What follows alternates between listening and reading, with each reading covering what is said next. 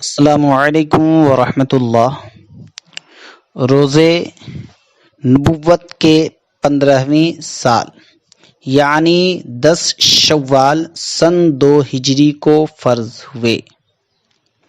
اللہ کے نبی صلی اللہ تعالی علیہ وسلم نے اعلان نبوت 40 سال کی عمر میں فرمایا۔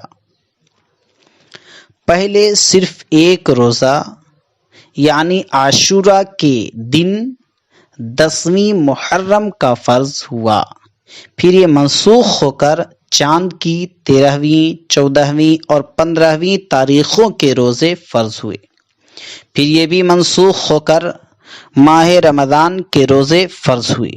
مگر لوگوں کو اختیار تھا، چھوٹ تھی کہ چاہے روزہ رکھیں چاہے فدیہ ادا کریں، یعنی ہر روزے کے بدلے عوض میں آدھا صاع یعنی 2 کلو 45 گرام گیہوں صدقہ کریں۔ پھر یہ چھوٹ منسوخ ہو کر روزے لازم ہوئے، یعنی یہ چھوٹ ختم کر دی گئی اور روزے کو لازم کر دیا گیا۔ مگر یہ پابندی رہی کہ رات کو سونے سے پہلے جو چاہے کھا لو، سو کر کچھ بھی نہیں کھا سکتے، یعنی سونے سے پہلے جو چیزیں آپ کھانا چاہے کھا سکتے ہیں، سو کر اٹھنے کے بعد کچھ نہیں کھا سکتے۔ پھر صبح تک کھانے پینے کا اختیار دیا گیا، مگر عورت سے ہم بستری پھر بھی حرام رہی۔ پھر حضرت عمر رضی اللہ تعالیٰ عنہ کا واقعہ پیش آنے پر رات میں یہ بھی حلال کر دیا گیا، یعنی عورت سے ہم بستری حلال کر دی گئی۔ نماز، سجدہ وغیرہ فرشتے اور دوسری مخلوق بھی ادا کرتے ہیں، مگر الحمدللہ روزہ صرف انسانوں ہی کی عبادت ہے۔ فرشتے اور دوسری مخلوق بلکہ جنات پر بھی روزہ فرض نہیں۔ ماہ رمضان کے کل 4 نام ہیں۔ نمبر 1 ماہ صبر، نمبر 2 ماہ مواسات، نمبر 3 ماہ وسعت رزق اور نمبر 4 ماہ رمضان۔ رمضان یا تو رحمان کی طرح اللہ تعالی کا نام ہے، چونکہ اس ماہ میں رات دن اللہ کی عبادت ہوتی ہے، اس لیے اسے ماہ رمضان یعنی اللہ کا مہینہ کہا جاتا ہے۔ حدیث میں آیا ہے کہ یہ نہ کہو کہ رمضان آیا اور رمضان گیا، بلکہ یوں کہو کہ ماہ رمضان آیا اور گیا۔ یا یہ بتایا جاتا ہے کہ رمضان سے رمضان مشتق ہے۔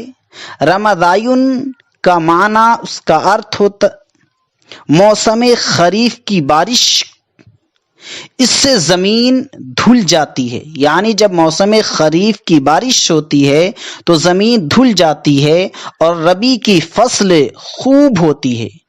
چونکہ یہ مہینہ یعنی رمضان بھی دل کے گرد و غبار کو، دھول کو، ڈسٹ کو دھو دیتا ہے اور اس سے اعمال کی کھیتی سر سبز و شاداب ہری بھری رہتی ہے، اس لیے اسے رمضان کہا گیا ہے۔ یا پھر یہ رمضان سے بنا ہے، جس کے معنی آتے ہیں گرمی یا جلنا، چونکہ اس زمانے میں مسلمان بھوک اور پیاس کی شدت برداشت کرتے ہیں، یا یہ گناہوں کو جلا ڈالتا ہے، اس لیے اسے رمضان کہتے ہیں۔ کچھ نے کہا کہ جب مہینوں کے نام رکھے گئے تو جو مہینہ جس موسم میں پڑا اس کا نام اسی مناسبت سے رکھ دیا گیا۔ جو مہینہ گرمی میں تھا اس کو رمضان کہہ دیا گیا۔ اس مہینے کا دوسرا نام ماہ صبر ہے، روزہ صبر ہے، جس کی جزا اللہ تبارک و تعالی ہے، اس لیے کہ حدیث قدسی ہے کہ روزہ میرے لیے ہے اور میں ہی اس کی جزا ہوں، میں ہی اس کا بدلہ ہوں۔ اور روزہ اسی مہینے میں رکھا جاتا ہے، اس لیے اسے ماہ صبر کہا گیا ہے۔ مواسات کے معنی ہے بھلائی کرنا، چونکہ اس مہینے میں سارے مسلمانوں سے، خاص کر قریبی رشتہ داروں سے بھلائی کرنا زیادہ ثواب کا کام ہے، اس لیے اسے ماہ مواسات کہتے ہیں۔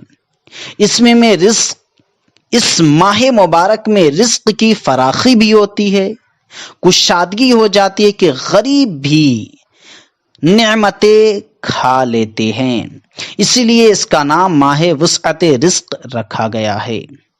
رمضان میں 5 حروف ہیں، را، میم، ضاد، الف، نون۔